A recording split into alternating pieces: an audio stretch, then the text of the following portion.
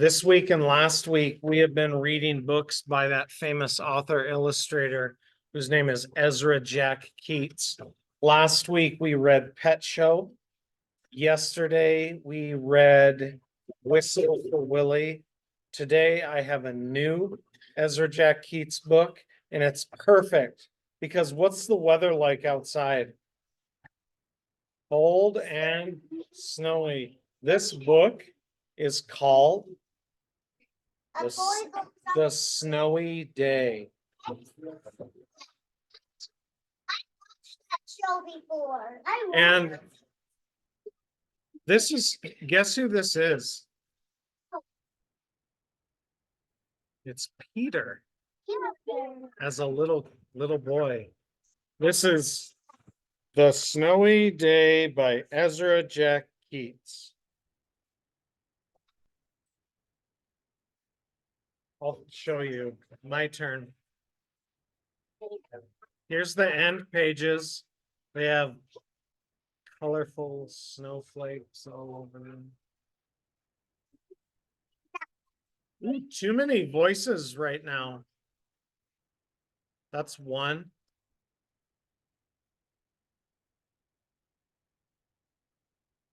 There's Peter sliding down the hill on his bottom. The Snowy Day, written and illustrated by Ezra Jack Keats. All right, check this out. I'm not going to start until friends are ready. Stop. Listen. One winter morning, Peter woke up and looked out the window. Snow had fallen during the night. It covered everything as far as he could see. It is his bedroom, you're right. But when I clean my room, I get to watch TV that I have in the After breakfast, Peter put on his snowsuit and ran outside.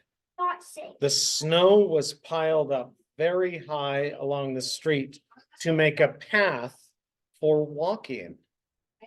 Maybe they used a snowplow or a shovel. Hold on a second. Say it again, Brinley. I'm in watching game right now. Okay, right now it's story time. Crunch, crunch, crunch. His feet sank into the snow. He walked with his toes pointing out like that and in like this.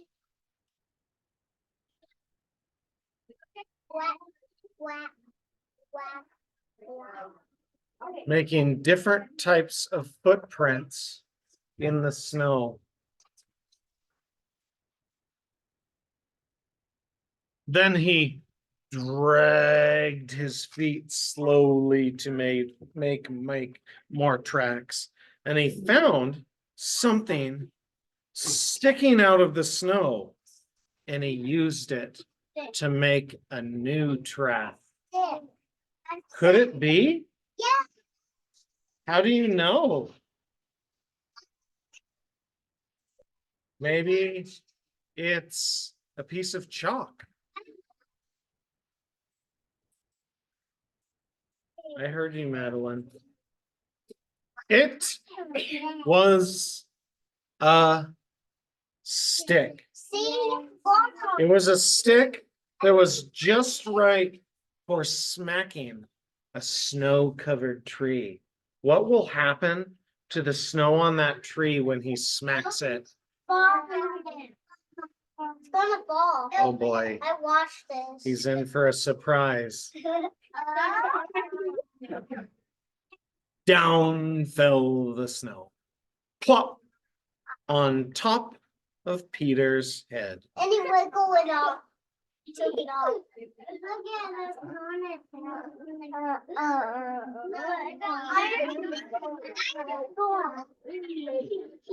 He has one eye that's covered with his hat and the other eye is looking up. What fell on my head? He thought it would be fun to join the big boys in their snowball fight. But he knew he wasn't old enough. Not yet. He didn't want to get hurt Doing what? at the snowball fight with the big boys. So he just watched. What if that's not fine? Well, that's why he's not playing, so he doesn't get hit. He's just watching. He knew he wasn't big enough yet. So he made a smiling snowman. That's a snow. A snow angel. That's a snow angel. Well, he made the snowman over here, and he made a snow angel. You were right. Good looking.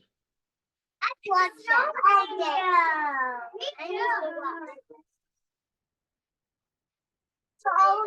Peter pretended he was a mountain climber. He climbed up a great, big, tall, heaping mountain of snow using all of his muscles. Oh my God. Maybe even a little perseverance.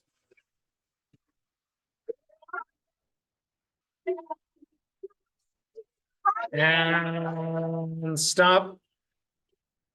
And then he slid all the way down.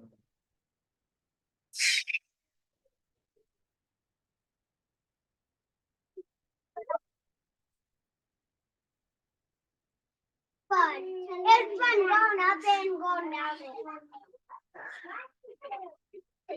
Guess what he did next? He picked up a handful of snow and then another and still another, and he packed it round and firm. And then he put the snowball into his pocket for tomorrow. I'm gonna melt. Then he went into his warm house. But what happened to the snowball? He told his mother about all his adventures while she shook off his wet socks. So he put the snowball in his snowsuit pocket for tomorrow. Will it be there tomorrow? He's telling his mom about all of his adventures while she helps him get off his wet clothes. And do what? And he thought and thought and thought about all his adventures, especially while he sat quietly and got warm in the bathtub with the rubber ducky. Quack, quack. On the boat. In a boat. And a boat.